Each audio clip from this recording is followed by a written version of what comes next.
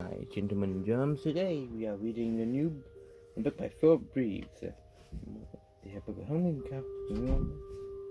And now it's time to start. The one. It was the dark, blessed, starry afternoon in spring, and the city of London was chasing a small mining town across the dried up bed of the old North Sea. The happier times London would never have bothered with such feeble play. The great Trajan city had once spent its days hunting for far bigger towns than this, ranging north as far as the edges of the ice waste and south to the shores of the Mediterranean. But lately, prey of any kind had started to grow scarce. Some of the larger cities had begun to look hungrily at London. For 10 years now it had been a hiding from them, sulking in a damp mountainous western district, as the Guild of Historians said once had been the Island of Britain. For 10 years it had eaten nothing but tiny farming towns and static settlements in those wet hills. Now at last the Lord Mayor had time to take the city back over the land bridge into the great hunting ground. It's about halfway across when the lookouts on the Ayrshire spied the mining town, gnawing at the salt flats, 20 miles ahead. The people of London, it seemed like a sign of the gods, and even the Lord Mayor, who didn't believe in gods or science, was a good beginning to a journey east, issued the order to give chase. The mining town saw the danger and turned tail, but already the huge caterpillar tracks under London were starting to roll faster and faster. Soon the city was lumbering in a pursuit, a moving mountain of metal, which rose in 7 years like the layers of a wedding cake. The lower levels and what was wreathed with an engine smoke. The villas of the rich gleaming white on the higher decks above it all. The cross of top St. Paul's Cathedral glinting gold, 2,000 feet above the ruined earth. Thomas Queening, the exhibits in the London Museum of Natural History, in the Natural History section. When it started, he felt a telltale tremor in the middle floor, and perhaps to find the model whales and dolphins, and the gallery moved swinging on the cables, and with soft creaking sounds. He wasn't alarmed. He had been running for all his 15 years, and he was used to its movements. He knew the city was changing course and putting on a speed. A prickle of excitement went through him, the ancient thrill of the hunt that all Londoners shared. There must be prey in sight. Trapping his bushes and dusters, he pressed his hand to the wall, sensing the vibration that came, rippling up. The huge engine booms down in the gut. Yes, there it was, a deep throb of the molecules, cutting in, boom, boom, boom, like a drum beating inside his The door at the far end of the gallery slammed open. The childish Pomeroy came storming in, his toupee askew with a red face. What in the name of Quirky? Who's Quirky? You little nuts. Quirky, he busted, gulping at the gyrating rails, and the stuffed birds jigging in the long captivity, and getting ready to take that wing again. Apprentice Nasserovi, what's going on here? It's a chaser. Tom, wondering how the deputy head of Guild Historians managed to live up London for so long, said recognize its heartbeat. It must be something good here, he explained. They've brought all the exiles online. That hasn't happened for ages. Maybe when his luck has turned. Pah! Pah! Sorry, I'm in trouble with this. Snorted Conroy, winching as the glass in the display cases started to whine. And a shiver in sympathy with the beat of the engines Above his head, the biggest of the models, a thing called a blue whale. It had become extinct thousands of years ago, and was taken back and forth on the horses like a plank swing.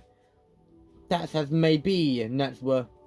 That's as may be, Natsworthy, he said. I wish the guild of engineers would fit decent shock absorbers in this building. Some of these specimens are very delicate. It wouldn't do. It won't do at all. He tugged and spun a handkerchief out of the brick road. I have to face it. Please, sir. Could I run down to the observation platform and watch the chase for just a half hour? It's been years since there was a really good one. It's like people when they watch a football game. It's been years since there's been a good one. Pomeroy looked shocked. Certainly not a Pontessa. Look at all the dust this winter. It's shaken down. All these things will have to be cleaned again. Check for damage. Oh, but that's not fair. I just dosed the whole gallery. Also, I'm making some money. I don't really know what voice it is. He knew at once he had made a mistake. Old Shudderbutt wasn't as bad as Gildan went.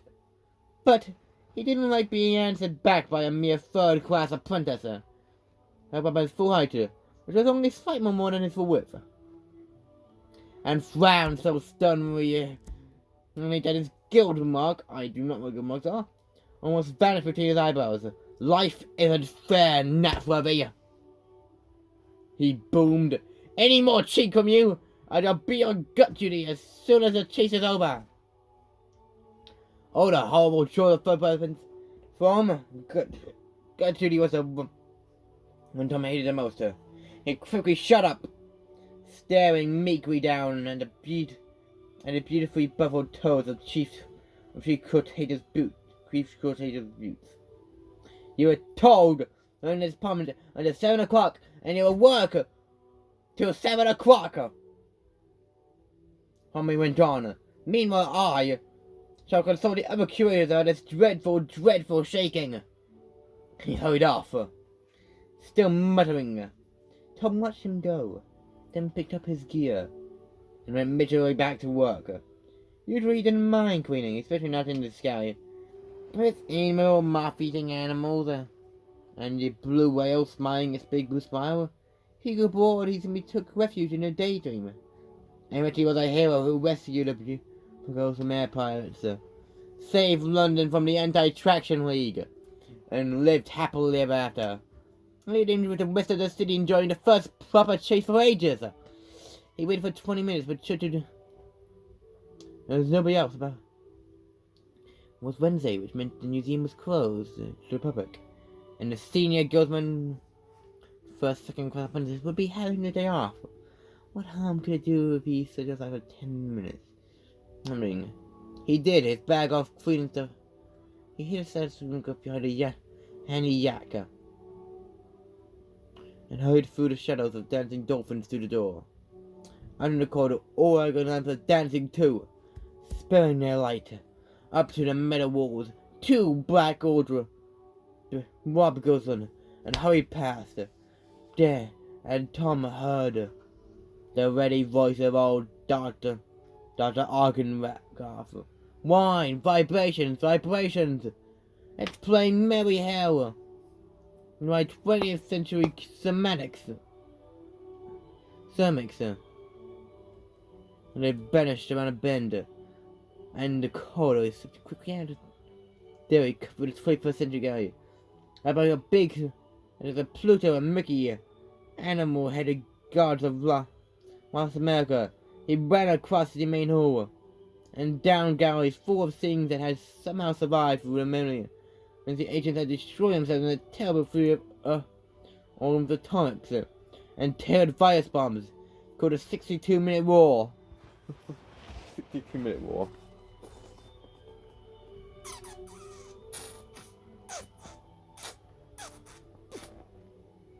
So 60-minute war.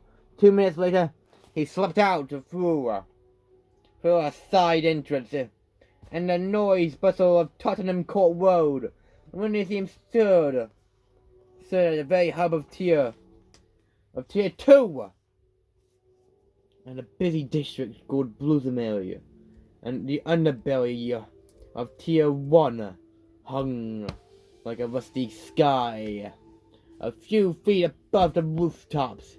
Tom didn't know why about being spotted, and he put his way along the dark, crowded streets towards the public. Google screen notes on the Tottenham Road. Elevator system mission. Joining the crowd in front of it, he had his first glimpse of the display. A watery, blue-grey blur. Captured by cameras on tier 6. The town is called Suffolk. The town is called Suffolk. Boomed the voice. The announcer, a mining platform of 900 inhabitants. She is currently heading due east, but the Guild of Navigators predicts London will catch her before sundown. There should be many more towns awaiting us, beyond the land bridge. Clear proof of how wise our beloved mayor was when he decided to bring London east again. Tom had never felt the city move at such an astonishing speed. He longed to be down at the observation deck, feeling the wind in his face. He probably wouldn't be in trouble, Mr. Polly. What difference could it make if he stole a few more minutes? He set off in a run and see Brinkley Park. Out in the open on the tier's brim, it had been a proper park once, with trees and duck ponds, but because of recent shortage of prey, it had given over to food production, as lawns grew up to make way for cabbage plots and algae plants. The observation platforms were still there, though, raised balconies jutting out from the edge of the tier, where Londoners